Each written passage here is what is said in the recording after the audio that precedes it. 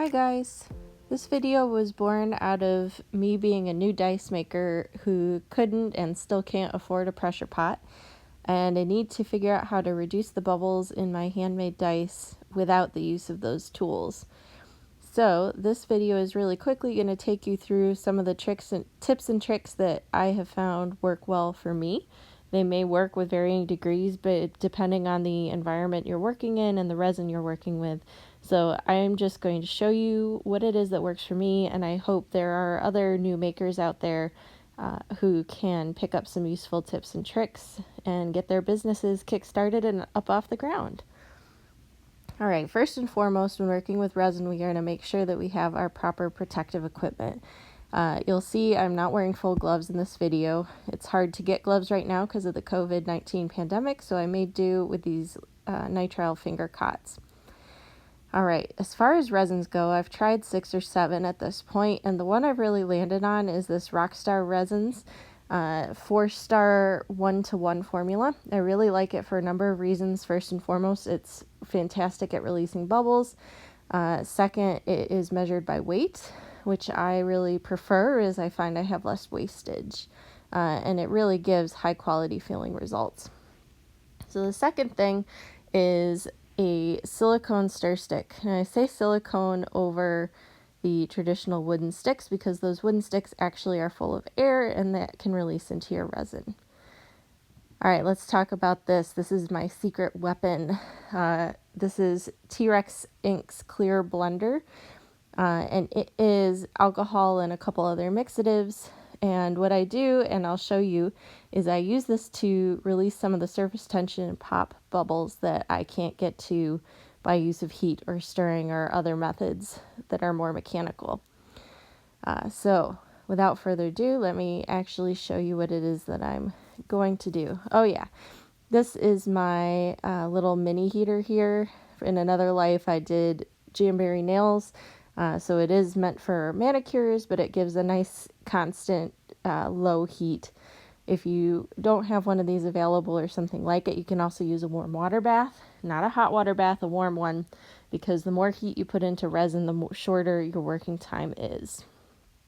So I generally measure out my hardener first. I've just found that this way I don't get soft spots because the hardener is going to mix in with every bit of the resin once you put the resin in on top of it. And I'm making, for those of you curious at home, 40 milliliters here because that's what I found it takes for me to pour a whole set of dice, plus a little extra for cabochones. I learned a lot about how to work with resin by making cabochones, and they're just kind of quick and fun, so I use them to catch whatever I may have left. I hate wasting resin. Alright, I'm all done weighing now, and you can see it's already pretty clear, but of course the resin is fairly thick and it's winter, so it's fairly cold, so it did catch some bubbles going in. And here's where you're going to have to forgive my poor cinematography skills. As you first start to mix, you'll notice that it is extremely thick. It is like super thickened honey, and I'm trying to demonstrate that there. And as you start to mix, it starts to turn cloudy, and most resins I've tried do this to some extent or another. It's just the reaction beginning. But I have noticed it happens more often when it's cold in the room where I'm working. So at this point, I turn on my little mini heater, and I'm just going to start gently warming while I mix. And what this does is a couple things. First, it speeds up the reaction and gets the two mixing a little more thoroughly, a little more quickly. And second, it thins out the viscosity of the resin. And for those of you who understand a little bit of physics, you know that thinner liquids release air and other gases much faster than thicker liquids. If you want to have an even better example of this, look for a 3-to-1 ratio casting resin. I have tried several of those, and they work great as far as bubbles are concerned. I just have issues in that they won't suspend things like mica powder because of their long cure time and thinness. Alright, so you can see now that the resin is getting thinner and it's getting clearer. And the more I stir, the clearer it gets, and you really want to stir until you have no streaks left and it's a nice homogeneous mixture. And you can actually see as I'm going, it already has less bubbles. I'm going to speed this up a little bit. It already has less bubbles than when I started, just from the heat release, and the heat release itself does a really good job. It's just a very touchy thing because the more you heat up your resin before you pour it, the shorter your work time, because the faster the reaction goes that makes it harden. So you have to find that fine balance between heating it enough to release the bubbles and heating it so much that you suddenly have a hardened mess on your hands. I find that I tend to heat it just until I'm done mixing it, until it gets to about the consistency of honey. So right there I picked up the heater and I blew the hot air down on the resin. This was just to release some surface bubbles, and I'm going to show you right here. Rockstar resins is really, really clear, and I love that. But you can still see there's a lot of micro bubbles in there, and I'm not going to get all of those with heat alone. So right now I'm going to go ahead and put a couple drops of my TRex clear blender. And most alcohol ink companies do sell some form of clear blender or another. You just have to go looking for it. TRex happens to be what I got for Christmas, and I really love their colors, so it's what I'm using. And you'll see as soon as you drop it in, and unfortunately the camera doesn't capture this well, that clear blender is immediately going to pop any bubbles on the surface. And as you start to mix it in, anytime you're adding alcohol inks, if you've done it before, you know that it's going to thin out your resin a little bit as you mix it in. And that's the case here. So I'm basically creating an even thinner mixture, which releases bubbles even better without adding more heat. The other part of that, getting into chemistry a little bit, is that by mixing the alcohol in, you're reducing the surface tension on the bubbles, which causes them to pop more easily. So the combination of the heat, the use of a silicone stir stick that doesn't release its own bubbles in like wood does, and the alcohol blender, you can see, have just about gotten me down to just micro bubbles at this point. What I normally do is I judge. If it's a really cold day, I might risk heating it some more like I'm doing here. If it's a warmer day, I probably wouldn't, because what I want to do before I actually pour it is I'm going to want to let it sit for a little bit and let those bubbles actually pop and come to the surface, let the alcohol and the heat do their thing. In this case, I decided that I needed a little bit more of the blender. Hopefully you can see just a little bit, those bubbles popping on the surface. Try to get you a slightly better angle, working with limited technology. You can see we're really down to just the fine bubbles now. And if you're going to do any mixing of pigments or alcohol inks, just when you pour it into your mixing container, pour it in a nice high thin stream, and a lot of the bubbles will pop as it descends that way as well. And that's often what I do. I pour into smaller mixing cups before I pour.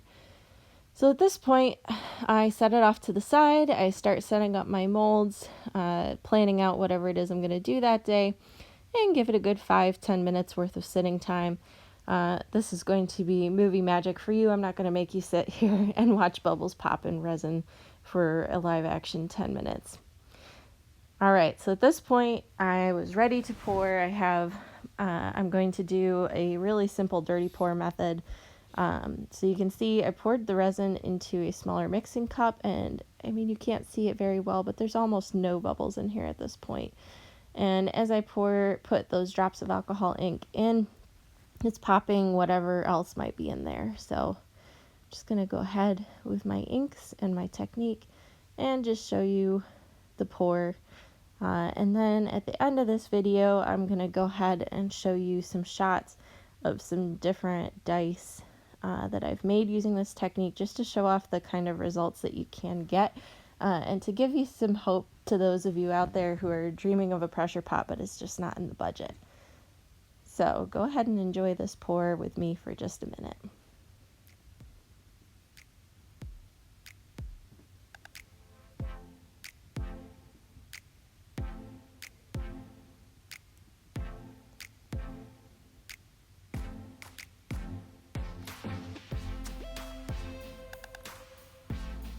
I really want to show you this, D4, because I feel like the open mold just shows off everything that's happening so much better.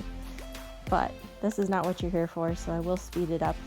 This is at about 2 times speed for those of you wondering at home. And I'm not pouring a complete set in this. This was an incomplete set of molds at the time, but it really did come out beautiful and I'm super happy with it.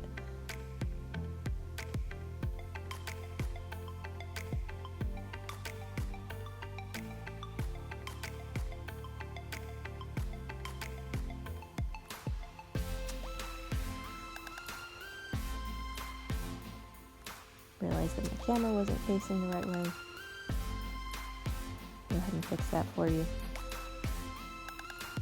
And I fill my molds up right to the brim. This helps push any bubbles that might be down in there up to the surface.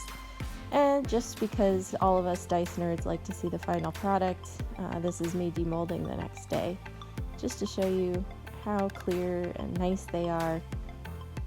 I was really happy with this side. It might be one of my favorites, to be completely honest.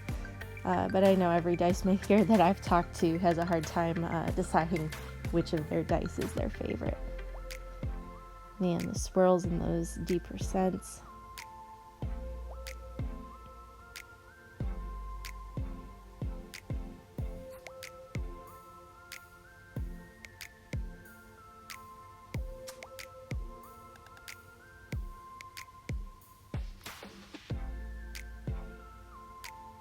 Favorite D12 ever.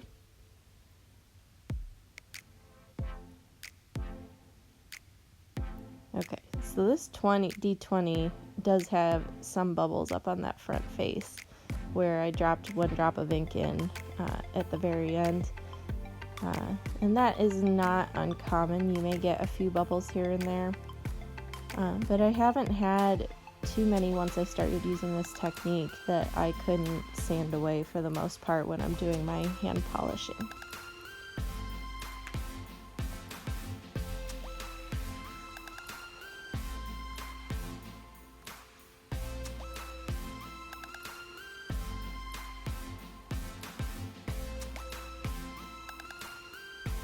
Alright guys, there you have it.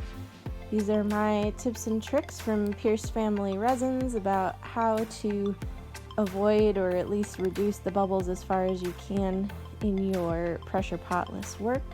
I really hope this helps some new makers out there. If you enjoyed this video, go ahead and give it a thumbs up.